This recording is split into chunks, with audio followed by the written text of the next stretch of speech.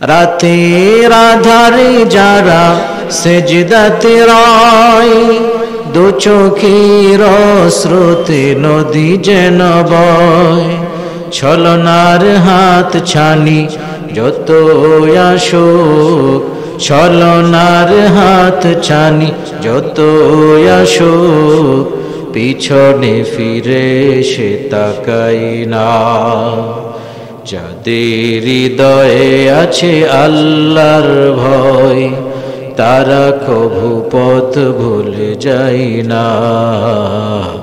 আল্লাহর প্রেম ছাড়া এই দুনিয়ায় কারো কাছে কোনো কিছু চাই না।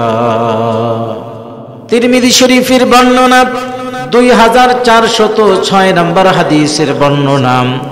হযরতে উকবা ইবনে আমির রাদিয়াল্লাহু তাআলা আনহু নবীজিকে জিজ্ঞেস করলেন, ইয়া রাসূলুল্লাহ, ইয়া হাবিবাল্লাহ, আমি যদি নাজাত পেতে চাই, জীবনে যদি আমি সাকসেস হতে চাই, যদি সফলতা অর্জন করতে চাই, তাহলে আমার জন্য কি করণীয়?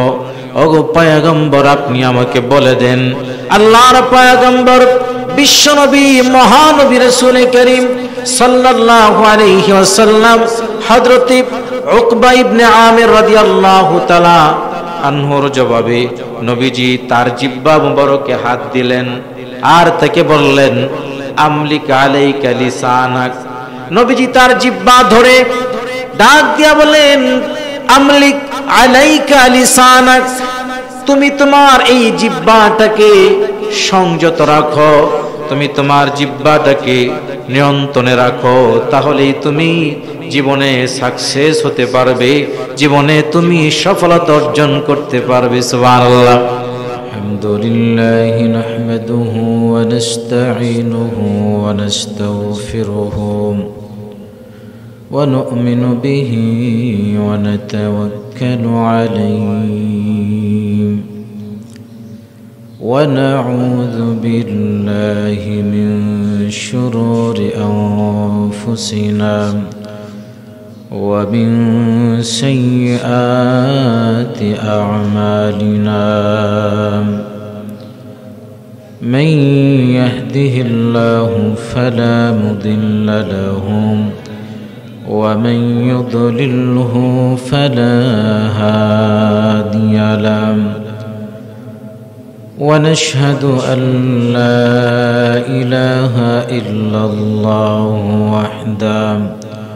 وحده لا شريك له. ونشهد أن سيدنا وسندنا وحبيبنا وطبيب قلوبنا ومولانا محمدا عبده ورسوله الذي أرسله الله تعالى بالحق بشيرا ونذيرا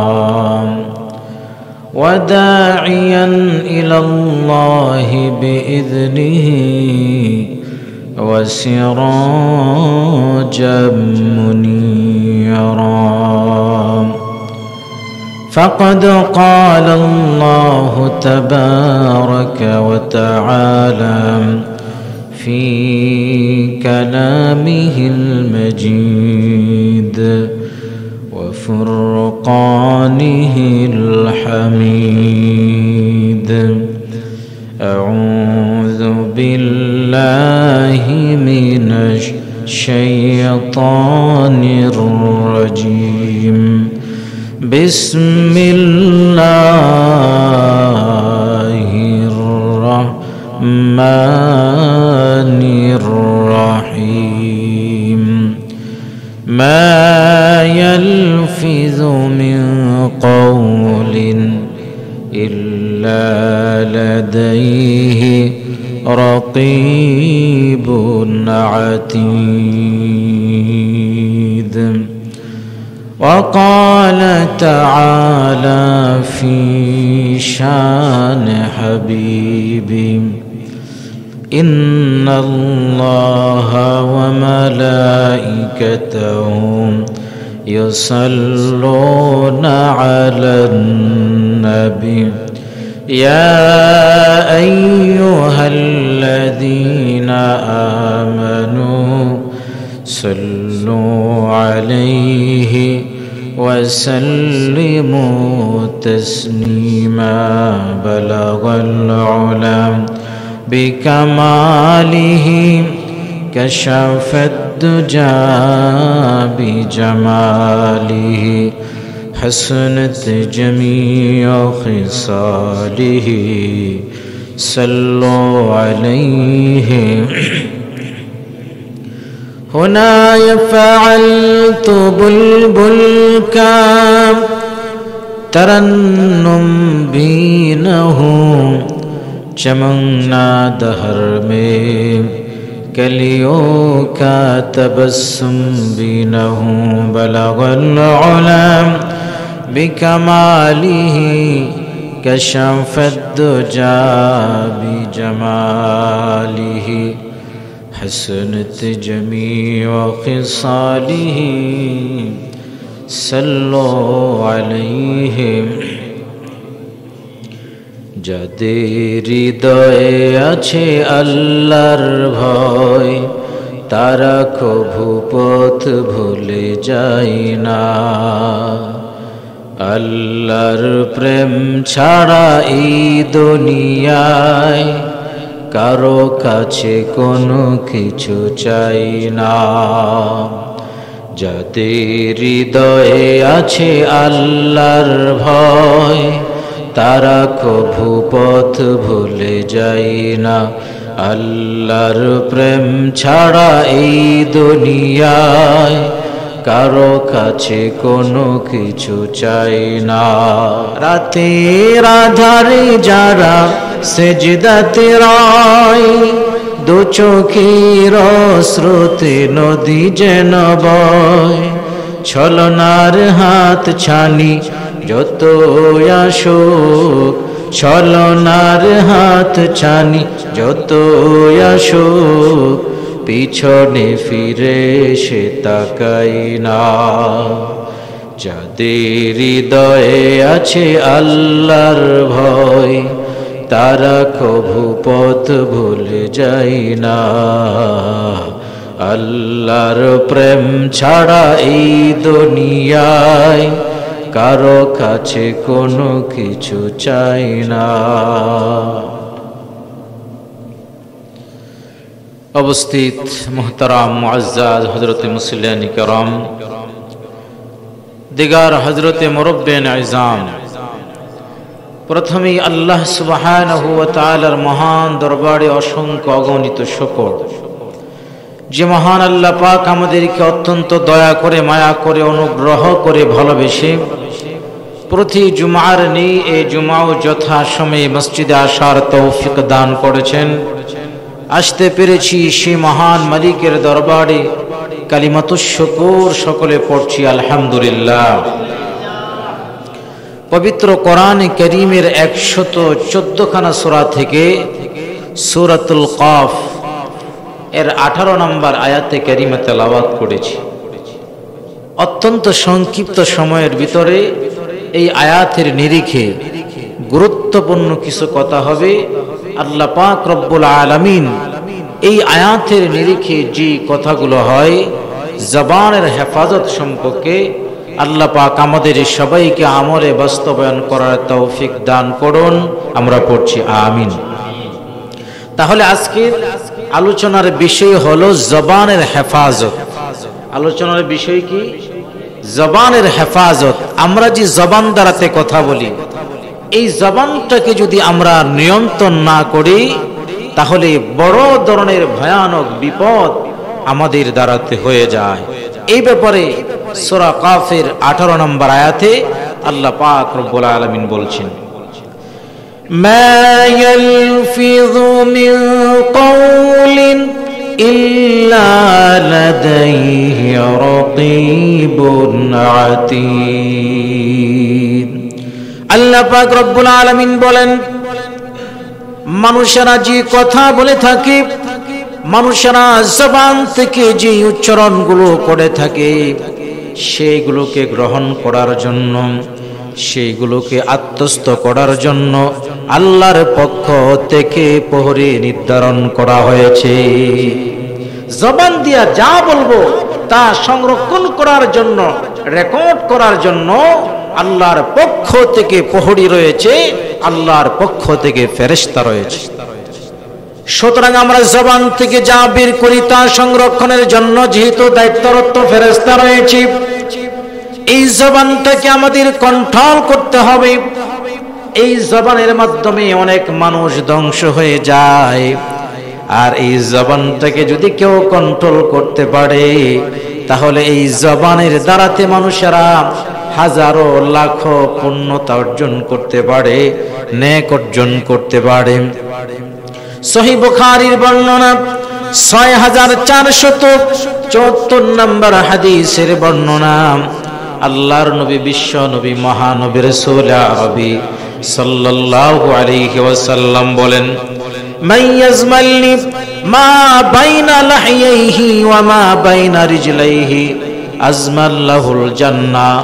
নবীজি বলেন, কোন ব্যক্তি যদি দুই রানের মধ্যবর্তী অংশ আর দুই চলের মধ্যবর্তী অংশ অর্থাৎ লজ্জাস্থান এবং জবানটাকে, জিহ্বাটাকে যদি কোনো ব্যক্তি কন্ট্রোল করতে পারে, নবীজি বলেন আমি ওই ব্যক্তির জান্নাতের জন্য সার্টিফিকেট দিয়ে দিলাম। আমি নবীজি তার জান্নাতের সার্টিফিকেট আমি নিজে তার জিম্মাদারি গ্রহণ করলাম, তার জান্নাতের দায়িত্ব আমি নবীজি গ্রহণ করলাম। নবীজি যদি কারো জান্নাতের গ্যারান্টি নিয়ে নেন তাহলে ওই ব্যক্তির কোনো টেনশন, কোনো পেরেশানি থাকতে পারে না। নবীজির কাছে সাহাবী প্রশ্ন করলেন, তিরমিজি শরীফের বর্ণনা 2406 নম্বর হাদিসের বর্ণনা। হযরতে উকবা ইবনে আমির রাদিয়াল্লাহু তাআলা আনহু নবীজিকে জিজ্ঞেস করলেন, ইয়া রাসূলুল্লাহ, ইয়া হাবিবাল্লাহ, আমি যদি নাজাত পেতে চাই, জীবনে যদি আমি সাকসেস হতে চাই, যদি সফলতা অর্জন করতে চাই, তাহলে আমার জন্য কি করণীয়? ওগো পয়গম্বর, আপনি আমাকে বলে দেন। আল্লাহর পয়গম্বর বিশ্বনবী মহানবী রাসূল করিম সাল্লাল্লাহু আলাইহি ওয়াসাল্লাম হযরত উকবা ইবনে আমির রাদিয়াল্লাহু তাআলা আনহুর জবাবে নবীজি তার জিহ্বা মুবারকে হাত দিলেন আর তাকে বললেন, আমলিক আলাইকা লিসানাক। নবীজি তার জিহ্বা ধরে ডাক দিয়া বলেন, আমলিক আলাইকা লিসানাক, তুমি তোমার এই জিহ্বাটাকে সংযত রাখো, তুমি তোমার জিহ্বাটাকে নিয়ন্ত্রণে রাখো, তাহলেই তুমি জীবনে সাকসেস হতে পারবে, জীবনে তুমি সফলতা অর্জন করতে পারবে। সুবহানাল্লাহ। যদি এই জিহ্বাটাকে কন্ট্রোল করতে পারো তাহলে তুমি তোমার জীবনে সাকসেস হতে পারবে। আমার ভাইয়ারা, এই জন্য কিতাবের ভিতরে উল্লেখ করা হয়েছে, আল-লিসানু জিসমুহু সগীরুন ওয়া জুরমুহু কাবীরুন। জিহ্বাটা যদিও গঠন প্রকৃতিগতভাবে ছোট দেখা যায়, কিন্তু এই জিহ্বার মাধ্যমে অনেক বড় বড় অন্যায় সাধিত হয়। দেখতে ছোট হলো কিন্তু এর দ্বারাতে বড় ধরনের অন্যায় হয়ে যায়। আমার ভাইরা, আল্লাহ পাক রব্বুল আলামিন কিয়ামতের কঠিন ময়দানে আমার এই জিহ্বা কোন খাতে ব্যবহার করেছি আল্লাহ পাক হিসাব গ্রহণ করবেন। সূরা কাফের 49 নম্বর আয়াতে আল্লাহ পাক রব্বুল আলামিন বলেন, ওয়াউদিআল কিতাবু ফাতারাল মুজরিমিনা মুশফিকিনা মিম্মা ফীহি ويقولون يا ويلتنا ما لهذا الكتاب لا يغادر صغيرة ولا كبيرة إلا أحصاها কিয়ামতের ময়দানে যখন মানুষের আমলনামার পাণ্ডুলিপি তার সামনে পরিবেশন করা হবে, যখন নথিগুলো তার সামনে পেশ করা হবে, তখন ব্যক্তি লক্ষ্য করে দেখবে আর আল্লাহকে ডাক দিয়া বলবে, এটা কেমন নথিপত্র, এটা কেমন আমলনামা, যার ভিতরে ছোট বড় কোনো কিছুই বাদ দেওয়া হয় নাই, ছোট থেকে ছোট, ক্ষুদ্র থেকে ক্ষুদ্র কোনো গুনাহকে বাদ দেওয়া হয় নাই। ওয়াওয়াজাদু মা আমিলু হাদিরা, তার সমস্ত আমলগুলো তার সামনে উপস্থিত করা হবে।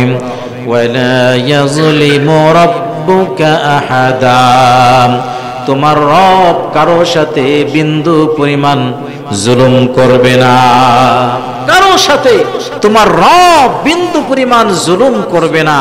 আল্লাহ পাক সব কিছু তোমাদের সামনে ওপেন করে দিবেন। এই জন্য এই জিহ্বাটাকে মানুষেরা যদি অপাত্রে ব্যবহার করে তাহলে জাহান্নামের আগুনে থেকে জ্বলতে হবে।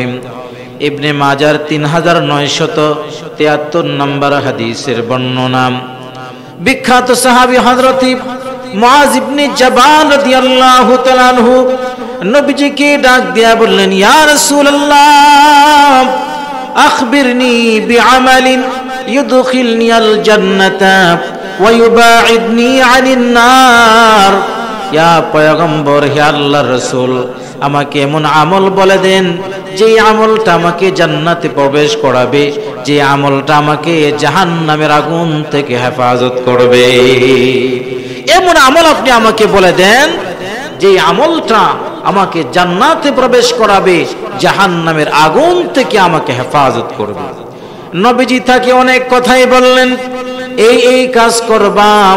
এইভাবে নবীজি সাল্লাল্লাহু আলাইহি সাল্লাম সব কিছু বলার পরে নবীজি বললেন, তবে সব আমলের ক্ষেত্রে মূলটা কি বলে দিব নাকি? আলা উখবিরুকা বিমালিকি যালিকা কুল্লিহি, সমস্ত আমলের মূলে কি? যে আমলটা করলে তুমি নাজাত পাইতে পারবা, যে আমলটা করলে তুমি জান্নাতে যাইতে পারবা, যে আমলটা করলে তুমি জাহান্নামের আগুন থেকে বাঁচতে পারবা, মূল আমলটাকে আমি বলে দিব নাকি? এবার সাহাবী ডাক দিয়া বললেন, কুলতু বালা ইয়া নবিয়াল্লাহ, হে পয়গম্বর আল্লাহর রাসূল, অবশ্যই আমাকে আপনি বলে দিবেন। ফাআখাযা বিলিসানিহি, নবীজি তার জিহ্বা মুবারককে তার হাত দ্বারাতে স্পর্শ করলেন। ক্বালা কুফি আলাইকা হাযা, নবীজি বললেন, হে মুআজ ইবনে জাবাল, তুমি তোমার এই জিহ্বাটাকে কন্ট্রোল করো। ফাকুলতু ইয়া নবিয়াল্লাহ ওয়া ইন্না লামুআখাযুনা বিমা নাতাকাল্লামু বিহি, হে পয়গম্বর, আমরা যে জবান দ্বারাতে কথা বলি আরো কি হিসাব নিবে নাকি? আল্লাহর নবী বললেন, ফাকালা থাকিলাতকা উম্মুকা ইয়া মুআদ, হে মুআজ, তোমার মা বাবা কুরবান হোক, বিমা নাতাকাল্লামু বিহি। ওয়া হাল ইয়াকুব্বুন নাসা ফিন্নার আলা ওয়ুজুহিহিম আও আলা মানাখিরিহিম ইল্লা হাসাইদু আলসিনাতিহিম। নবীজি বললেন, হে মুআজ, জবান দ্বারাতে মানুষেরা যে কথাগুলো বলে থাকে, এই জবানের কারণে আল্লাহ পাক রব্বুল আলামিন অনেক মানুষদেরকে অর্ধমুখী করে জাহান্নামে নিক্ষেপ করবে। তাহলে এই জবানের নিয়ন্ত্রণ না করলে জাহান্নামের আগুনে জ্বলতে হবে।